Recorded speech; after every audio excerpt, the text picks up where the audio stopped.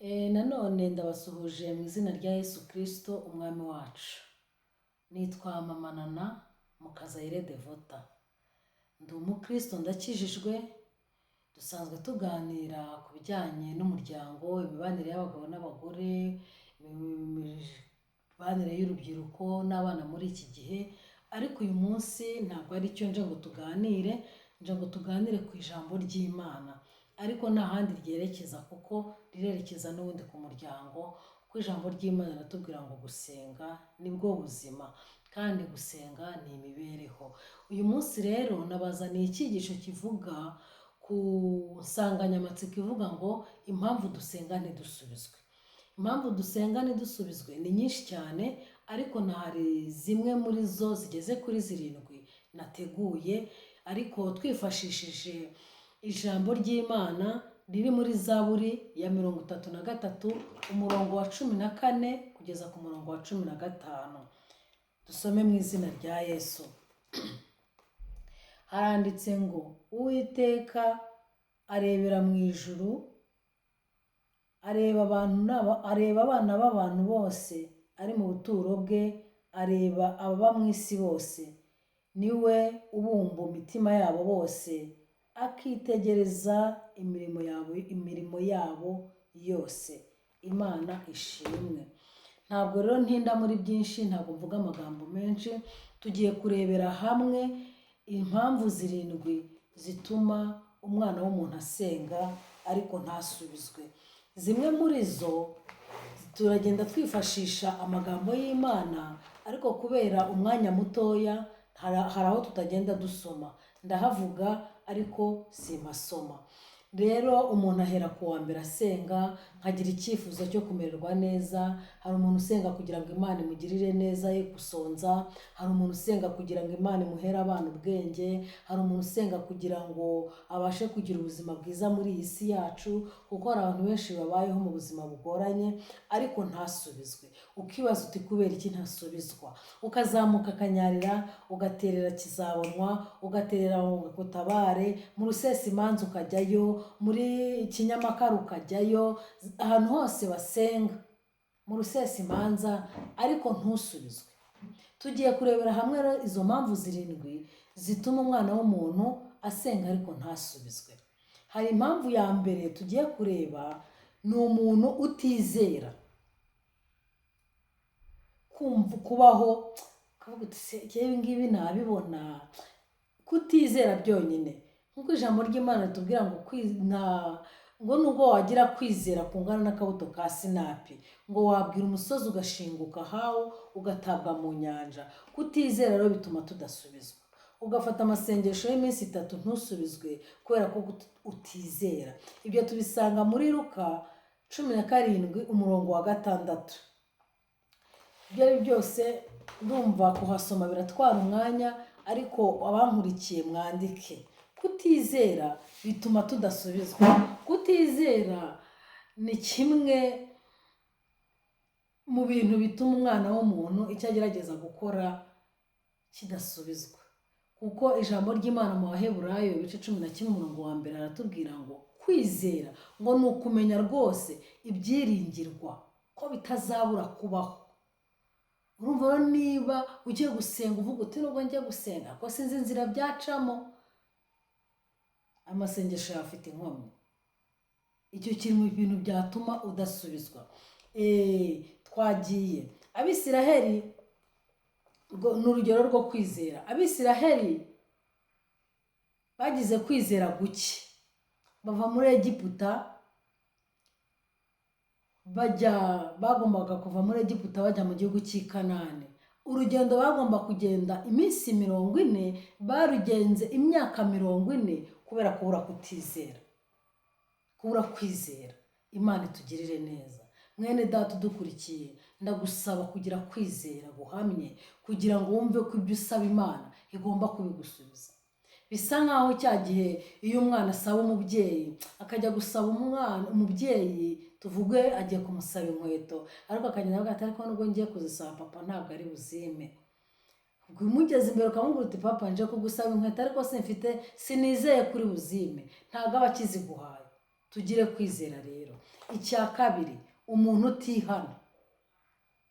Umuntu utihana rwose niyo wasenga ukamena amazi ku rutare ntabwo ushobora gusubizwa, kuko urabanza ukihana, wamara kwihana ukabona wagira ute wasenga udafite ikibazo.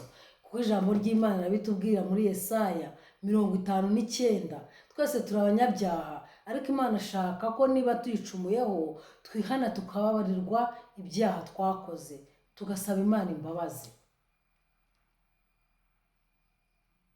Ukuboko k'Uwiteka ntabwo kwaheze ngo ananirwe gukiza, nta nubwo n'ugutwi kwe kwapfuye ngo ananirwe kumva. Yesaya igice cya 16 umurongo wa 18 avuga ngo nimwiyuhagire kandi mwiboneze, ngo mukureho ibyaha byo mu mirimo yanyu, ngo mwige gukora neza mwange gukora nabi. Ibyo byose nitubikora tuzasubizwa. Icya gatatu, umuntu wirengagiza iby'Imana imubwira.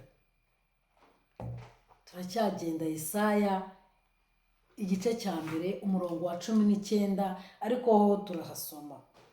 Twe kwirengagiza iby'Imana itubwira, nitumara kumva iby'Imana itubwira ni ukuri icyo tuzasaba cyose mu izina rya Data wa twese izakiduha. Reka dusome rero Yesaya igice cya 1 umurongo waho wa 19. Haratubwira ngo nimwemera mukumvira muzarya ibyiza byo mu gihugu, ariko nimwanga mukagoma inkota izabarya, kuko akanwa k'Uwiteka ariko kabivuze. Ni ukuvuga ngo niba wirengagije iby'Imana ikubwira, n'Imana ikubwiye ngo ihane ntiwihane, niyo wasenga ute ntabwo ushobora gusubizwa. Twagiye tubona ingero z'abantu benshi cyane banze kwihana, Imana ikababwira ntibumve. Twahera ku rugero rwa Adamu na Eva. Adamu na Eva Imana yabwiye ngo ntimuzarye igiti kiri hagati muri Edeni, mu ngobyi ya Edeni, kuko umunsi mwakiriyeho no gupfa muzapfa. Barirengagiza, banga kumva ibyo Imana ibabwiye, igiti bakiryaho barengeje ibyababayeho. Abasoma Bibiliya mwarabibonye, niyo ntandaro y'ibibi bitubaho byose. Adamu yaramubwiye ngo uzarya ubabaye, kandi ubundi Imana yaratugeneye kubaho turya tunezerewe nta mvune ntaki, ariko kubera icyaha Adamu yakoze cyo kutumvira byarangiye arya ari uko yishyuye akuya. Eva ibyamubayeho murabizi, n'ibyo abagore byadukukiyemo. Imana iramubwira ngo kubera ko utanyumviye uzabyara ubabaye. Ibise nta handi byaturutse, ni mu kutumvira kwa Eva. Bisobanuye ngo niba utumvira Uwiteka ukirengagiza icyo akubwira, nushaka wirirwa guta igihe usenga, urimo urata igihe cyawe. Imana itugirire neza. Bibiliya itwereka abantu benshi batigeze bumvira Imana, ba Yona n'abandi. Imana amutumye itarushisho kugira ngo ajyeyo, ahungira mu nda y'urufi, amaramo 3. Ibyamubereho ntabwo biri bitubwira, ariko urumva ko atabayeho neza. Tugerageze kumvira Imana. Nitwumvira Imana ni ukuri tuzajya ibyiza byo mu gihugu, kandi nitumvira Imana tuzasenga amasengesho yacu agera aho agomba kugera. Kutumvira Imana bituma tudasubizwa, kandi Imana igitubwira ibyo tuyikorera ntitubikore, twarangiza tukajya kuyisaba. Ni nk'uko umubyeyi yakubwira ngo jya kuvoma, ukayimubwira ngo ntaho ngiye, kandi ayo mazi wagombaga kujya kuvoma ariyo akagombye guteka ibyo kurya uri burye, warangiza mu kanya ukaza ukeneye kurya. Icya 4, umuntu udafasha abandi. Umuntu udafasha abandi, ijambo ry'Imana tubwira ngo uzi gukora neza ntabikore bimubera icyaha. Ukaba uturanye n'umuturanyi agasonza inzara ikamwica, akamererwa nabi, wowe umeze neza, Imana izabikubaza. Nta nubwo isengesho warisenga ngo rizamuke. Ibyo tubisanga mu Migani igice cya 21 umurongo wa 13. Imigani igice cya 21 umurongo wa 13 haravuga ngo uwica amatwi ngo atumva gutaka k'umukene nawe azataka kandi ntazumva. Ni Bibiliya bivuze, ntabwo ari jyewe. Aha ndahatindaho cyane. Uwica amatwi ngo atumva gutaka k'umukene nawe azataka kandi ntazumva. Imana itugirire neza. Ubana n'umuntu arakennye, ufite umufamiliye wawe yabuze uburyo kwiga kandi wowe ufite amafaranga menshi, ntiwizere yuko iryo juru hari iryo uzabona. Ntiwizere ko uzasenga ngo Imana igusubize, ukaba ufite uburyo mwene se akagutakira ntumwumve, uwo ngo Imana imwanga urunuka. Ntabwo Imana imukunda. Imana itugirire neza kandi turengere. Ese wowe mwene data, ni iki wahaye Imana kugira ngo ube umeze uko umeze uyu munsi? Ese kuba uturanye n'umukene ugendera mu modoka watayigenderamo ni uko yacumuye kukurenza? Oya, ni uko Imana iragushaka ngo nawe ugire icyo ukora kugira ngo uzabone ingororano nawe, kuko ijambo ry'Imana ratubwira ngo gutanga bizana umugisha kuruta guhabwa. Uzi gukora neza ntabikore bimubera icyaha. Ntabwo ntinda mu magambo, nta nubwo mvuga icyigisho kirambuye. Urugero natanga ngo hari abantu 3 bagiye gusenga, umukire, umukene n'umunyamasengesho. Bagezeyo urumva umunyamasengesho yari umuhanuzi ukomeye. Bageze aho bagomba gusengera barasenga, umukire ati jyewe narinje gusenga Imana ngo ingirire neza, kampani yanjye izamuke, imisoro dore yabaye myinshi, ntabwo ncuruza ngo bigende, munsabire ku Mana, Imana igira icyo inkorera mbashe gucuruza bigende. Umukene nawe arasenga ati jyewe munsengera Imana, batanganye ibyifuzo, jyewe munsengera Imana ndebe ko abana banjye babona umuceri wo kurya, ndebe yuko abana banjye bakwishyurirwa minervari iki gihembwe, iwanjye bimeze nabi turabwirirwa tukaburara. Umuhanuzi we yaraje gusenga kugira ngo impano ze zaguke, yaraje gusenga kugira ngo akomeze abone amavuta, kugira ngo abashe kubona ibyo abwira ubwoko bw'Imana. Urumva ko bari abantu 3 batandukanye. Barasenga, umukire ati yo Imana igugirire neza, ni ukuri guha umuceri. Umunyamasengesho ati Imana iravuze ngo humura, Imana ikugiriye neza. Ubwiye umukire ati wa mukire rero rwose Imana irakuzamuye, ubutunzi bwawe buragutse, birazamutse n'ibindi. Umukene nawe Imana amubwira iti kandi humura nawe Imana iguhaye umuceri wo kurya. Urumva ko bari abantu 3 batandukanye. Umukire ahaguruka arataha azi ngo arashubijwe kandi afite amafaranga, yakagombye gufata wa mukene basenganye ngo amuhe icyo kurya. Ageze ahubwo n'ibyo yari afite birahomba. Ariko akiri aho ngaho basengera, iyo aza kuvuga ati we rero wamushonje ushonje, ngwino njye kuguha umuceri urye, ni ukuri ubutunzi bwe bwari kwiyongera bukaguka. Ariko igihe cyose umukene agutakira ntumwumve, nawe uzataka ntabwo uzumvwa. Erega ntabwo gusaba ari ukuvuga ngo se wampaye. Byonyine niba twicanye nkakubwira ngo ndumva shonje, Imana ingire neza impe icyo kurya, wowe ubizi neza ko ugifite ntukime. Imana yarinyujije muri wowe ariko urirengagije ntacyo ukoze, nawe uzataka ntabwo uzumvwa. Imana itugirire neza. Icya 4, gufata nabi uwo mwashakanye. Iki ndagitindaho, ni cya kindi kiganiro cy'umuryango navugaga. Gufata nabi uwo mwashakanye, icyo nacyo ni ikintu gituma usenga ntusubizwe. Wa mugore we, urabyutse mu gitondo, urabizi ko umugabo agomba gufata breakfast, mwufite amasengesho y'itatu, kwitegura ugakaraba ukagenda. Umugabo ntazi ko ugiye no mu masengesho. Ntabwo ushobora gusenga ngo usubizwe, ndakurahiye. Kuko umugabo asigara kwibazaho, asigara avuga ati sura mugore agiye gusenga ibiki. Urabizi neza ko ugiye mu masengesho y'itatu, ntiwabiganireho n'umutware wawe mubana, ntiwabibwiye abana bawe ngo babwire uti rero bana banjye ngiye mu masengesho, musigare ku rugo, ngiye mu masengesho, mwite kuri papa wanyu, dore ibyo muri bumukorere ngibi, dore ibyo guteka ngibi, dore mutunganye ibi n'ibi. Ntubahaye briefing yuko basigaye ku rugo, kuko hari abafite abana bakuru. Urifasha uragiye, ugiye utavuze, ugiye utabwiye umugabo aho agiye. Ayo masengesho afite inkomyi n'ukuri, nta no gusenga ngo usubizwe.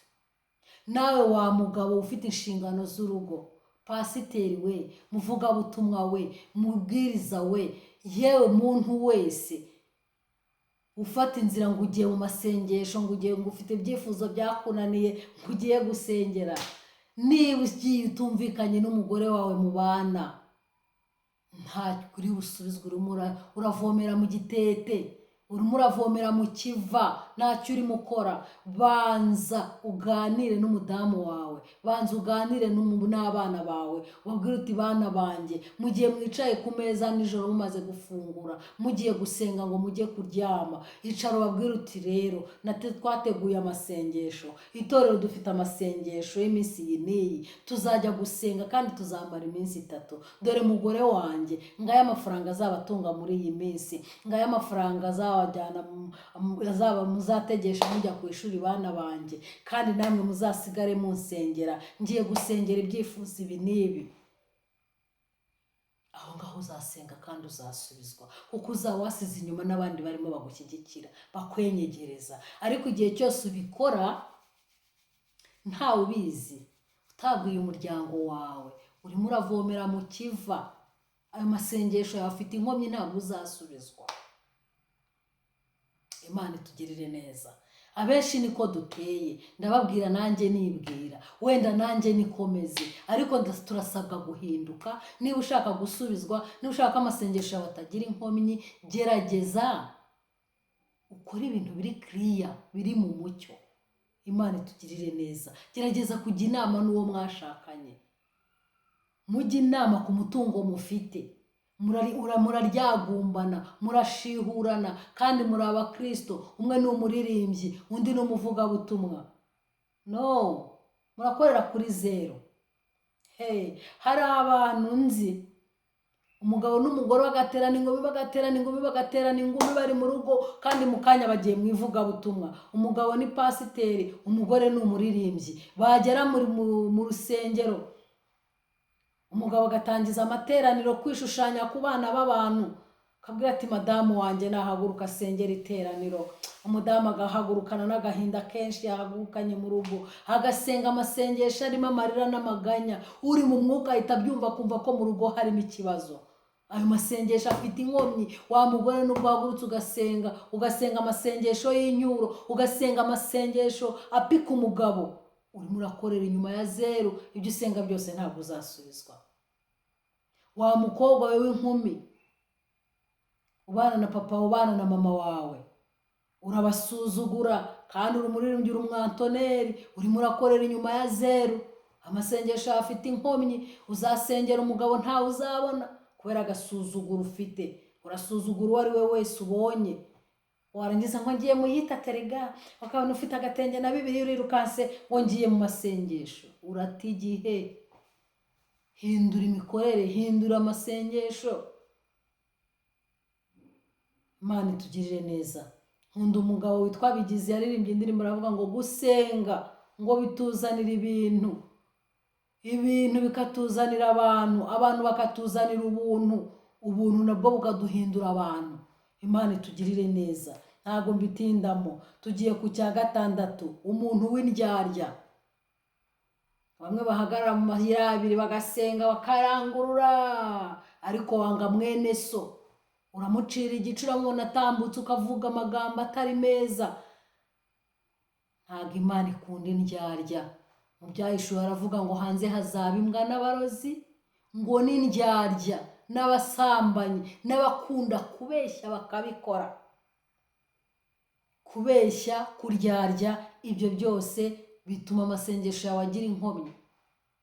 Ugafata amasengesho y'3 usengera kamere y'umujinya, iminsi 3 ikarangira, ahubwo wagera mu rugo ugasanga umujinya wikubye 3, kubera ko hari ibyo utakuyeho.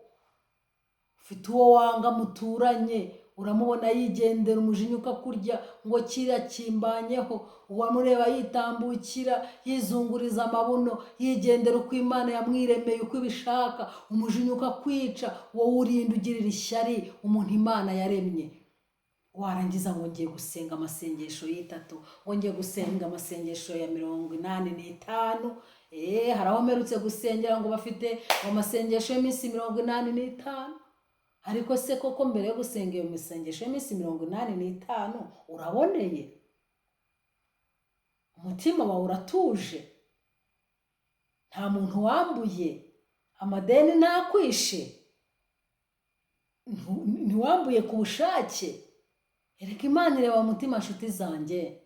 Ushobora kunyambura ukandyarya ukajya unyereka ko amafaranga ntayo ufite, ariko Imana ireba mu mitima, irabibona ko wanyimye amafaranga yanjye, urimo urata igihe, ntabwo uzasenga ngo usubizwe. Imana itugirire neza. Umuntu w'indyarya ukabya mu bintu by'Imana akakwereka ko abirimo kandi atabirimo. Tukagira ubwitange bwo kubaka urusengero, imbere ya pasiteri ati ntanze 100,000, yasohoka ati nyatanga, ati nyabahera iki, ugasanga arabuza n'abandi gukora. Uwo muntu niyo wasenga bingana ikintu uzasubizwa, ndakurahiye. Hindura isengesho, hinduka, uhindure umutima, uba umukristo nyawe, ureke uburyarya. Ntabwo gusenga amasengesho menshi y'urudacukurura, ugasanga usenza amasengesho y'iminsi cyangwa amasaha 5 usenga, ariko ufite uburyarya mu mutima, ntabwo Imana ibyishimira. Urugero, nagiye mbabona benshi, urugero rw'uburyarya.